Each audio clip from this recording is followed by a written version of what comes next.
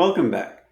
As we discussed the other day, the new Trump tariffs are raising prices on consumers while also failing to meet one of their main objectives, which is to push companies to move production jobs back to the United States, which is also known as reshoring jobs. While higher consumer prices don't help anyone, reshoring production could benefit a lot of American communities.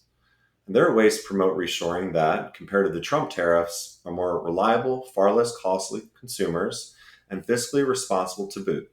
Let's discuss an example of such a policy. Over the past 50 years or so, it's been common practice for state and local governments to incentivize companies to locate in their area by offering tax abatements, which are basically tax breaks.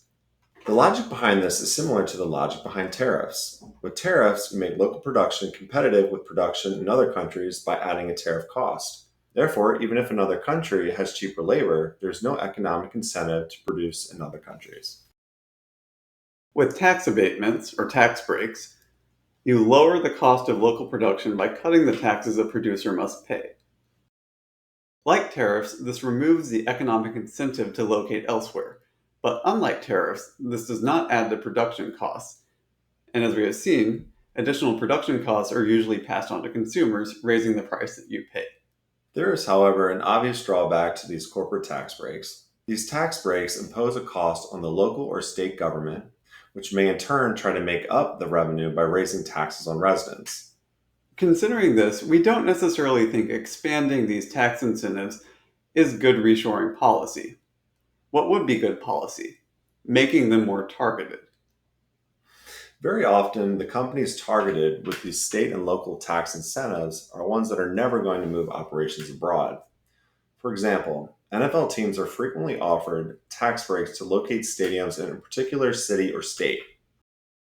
In fact, in recent decades, counties, cities, and states have been losing billions on increasingly ridiculous tax breaks for highly profitable sports franchises. Unlike tax breaks for chip fabs or car factories, stadium tax breaks do nothing to ensure that jobs remain in the US as opposed to moving abroad.